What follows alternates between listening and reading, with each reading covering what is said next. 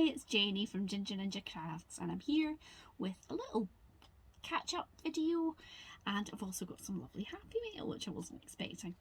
So why don't I show you the Happy Mail? I actually opened it up because I wasn't sure, I wasn't expecting anything, but I knew from the envelope that it was from the lovely Abbigale. And so it is an entry for my challenge, which has closed, but Abby was saying that things have just kind of been a bit hectic for her, and she didn't manage to get it sent off in time, but she decided to send it anyway, and I am so glad she did. Isn't that beautiful? I don't know if you can really see the sort of sheen on it, but it is, now what did she told me what they were? Lindy's. She's been playing with Lindy's Magicals powders. I think that must be what she's used for these bits, and maybe on these flowers as well. And they have got a bit of a sheen that isn't really picking up on the camera, but they're beautiful colours. And then on the background there's some sort of lovely pale lemon kind of coloured panel, which has got some text stamped on it, and then a bit of white. It's got text, and I think this is some stenciling. And then I've got some stamped like hanging baskets. Do you know what they remind me of? They make me think of like macrame. Does anybody remember macrame plant holders? We used to go on holiday with another family. I'm an only child, and they had a daughter who, she's a couple of years younger than me, so we used to go away with them. And Moira, the mother in that family, was really creative. She did loads of stuff, lots of different kinds of crafting, and I'm sure she taught us a bit of macrame. That's what it reminds me of. So that's beautiful. Thank you so much, Abby. I'm glad to hear that things are you're back in your crafting space and doing that again, so that's a really good sign. But yeah, when I was an OTs always get a bit of abuse, or I did as an OT, from my nursing chums. And at one stage I shared an office with a great friend of mine who was a charge nurse, and I was the OT team lead. And we used to have such a laugh in that office. But she used to joke with me about the kind of craftingness of occupational therapy. Not that I very rarely used crafting in my career as an occupational therapist, but it was always things like macrame that she would bring up. So that's what it reminds me of. Maybe I should try and figure out how to do it and make her some macrame work of art for Christmas or something. I'm sure she would love it. So yes, I've been busy this week, but nothing really to show you, as I've got a big Etsy order on for a vet in Australia who she buys in bulk cards that they send as like pet sympathy cards, or I think she maybe sells them in the shop there as well, because she buys a lot at a time. So I've got 300 of those to get made this week, next week. So I've been doing a lot of die cutting this week. I've still not die cut it all, but it's not the most exciting part of crafting, so I do a couple of hours at it and then put something on the telly or something, so it kind of distracts me. So yeah, that is that. Things are gradually opening up here in Scotland, and I know down south in England, and I'm sure other parts of the world as well. So we you can now go into a bar for a drink. Before Monday this week you had to have it outside, or you could go inside to eat but not have a drink, an alcoholic drink. You were allowed like water or coffee or something. So my husband is away into town to meet his pal for his first time in a pub for a pint since I think last March. So that is a great a great milestone for him. So I dropped him off at the station because it is a miserable day. It is chucked it down with rain all day. I normally, as I'm sitting here, I normally have a view of the Pentland Hills.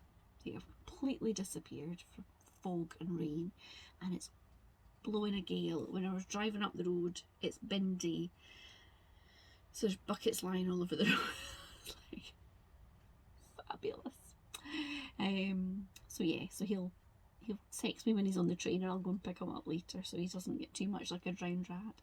And the other exciting thing that's reopened this week is the cinema. We love going to the cinema. Before COVID, we would go 3 or 4 times a month. Yeah, a month. We've got like a membership to the cinema, so you pay a monthly fee, which is sort of equivalent to a couple of tickets, and you can go as many times as you want. So we would go and see anything and everything, really. Nothing too scary, and that's probably about it, really. Anything else we'd go and see. So we went last night for the first time, and the cinema was quite busy, but it felt very safe. Everybody was spaced out.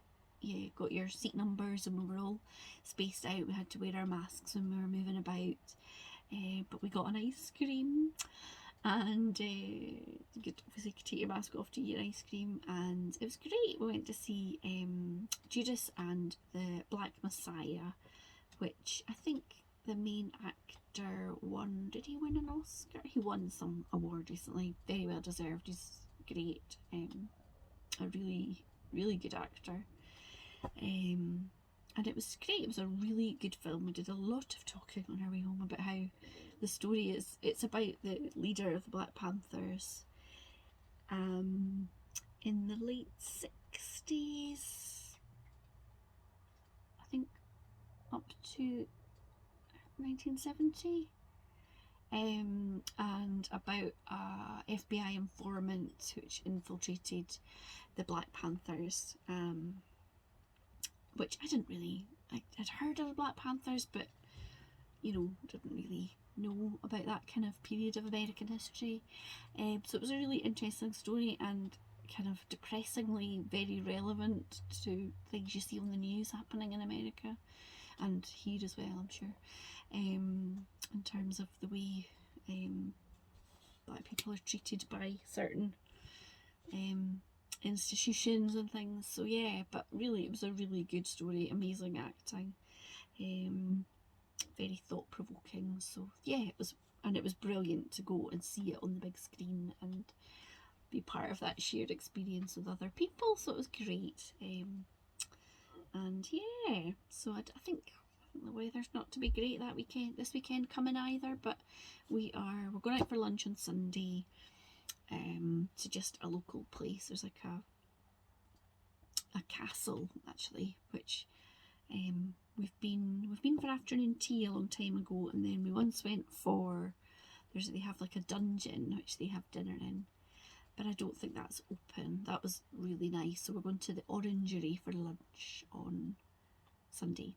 And then we've got our COVID vaccines, the first ones, about 6 o'clock that night. So that's good. So hopefully we don't feel any ill effects from that. But seems varied. Some people seem to feel a bit groggy or headachy or a bit achy in the arms. So we'll just see. I don't normally have any reactions to vaccines. I used to get the flu vaccine often at work and stuff, and I've never had any reactions. So fingers crossed that is fine. So yes, I'm busy working on a crafty project which is for somebody.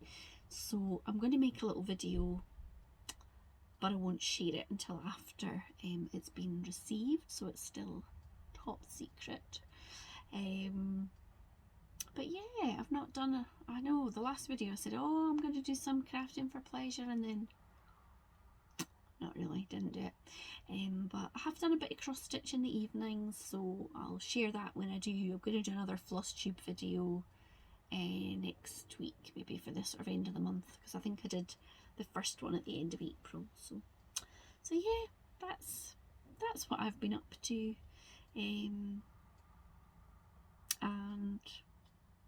yeah, Friday. So it's always a nice feeling on a Friday. I think I'm going to pop a pizza in the oven and have that for my dinner, because I'm not sure if Elman's going to be eating when he's out or not, so I'm not gonna, can't bother cooking anything else. If he gives me a shout when he's on the train and he's needing fed, he can have a pizza too. So yes, so I'm just blethering now, and I'm going to head off and leave you in peace. So have a lovely weekend. I hope that you have a little bit of warmer, drier weather wherever you are in the world, and I hope that you're doing something nice with your weekend. Take care, keep safe. Bye everyone. Hello, just after I switched the camera off, I thought I was going to just share the cats with you, because Mags, I think, on my last video said, oh, maybe we'll get to meet Mr. Darcy.